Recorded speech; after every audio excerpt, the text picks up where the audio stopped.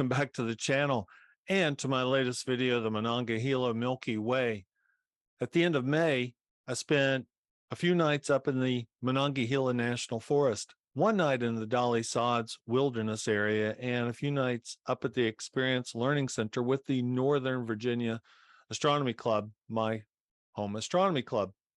And all of these locations are either in or border the Monongahela National Forest. Now, Monongahela has been translated a couple of different ways from Seneca Indian. One has been translated as River of Curling Waters, and another I read was River of Falling Banks. Whichever translation you go with, they both work in accurately describing the environments of the Monongahela National Forest. Now, this video highlights 10 new deep sky images I have, a couple of time lapses, and some of the progress I've made on the Daystar chromosphere eyepiece imaging. If you remember back in December, I had a video where I unpacked that, and I've been progressing, and there's going to be a new video. That'll be my next video. That'll be imaging with this Daystar chromosphere quark eyepiece. I love it and really enjoying imaging the sun during this very high solar activity. Pay attention on the time lapse that features the ridge on the eastern horizon. That will be the Spruce Knob Ridge. Why I say that is this was filmed on the night of the potential Tau Herculid meteor storm. While not a meteor storm, by definition, it was a night of higher meteor activity.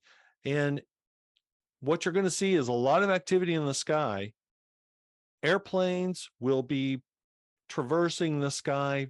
Generally, they're pretty bright, relatively slow, but quicker than satellites. Satellites will be slightly dimmer and generally traverse the sky a little slower than an airplane. Then you're going to have to really look for flashes.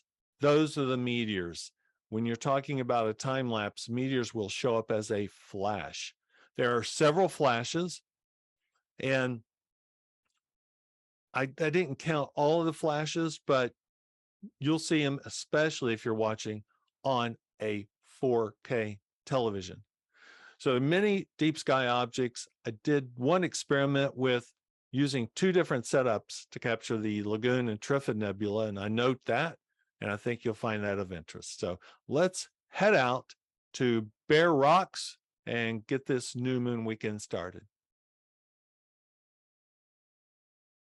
I joined with Brent Maynard and his son Cameron for some photography in the Dolly Sods wilderness area. This is Bear Rocks, the famous overlooking the Potomac watershed, and we had envisioned a Milky Way rising in the east from this location. This is the photopill's depiction of the Milky Way rising, and I had begun a time-lapse photography. And it did not take long to realize that the light pollution from Petersburg was going to negatively impact my Milky Way composition we had in mind. So we packed up, went to a different location, and here are those images. I hope you enjoy them.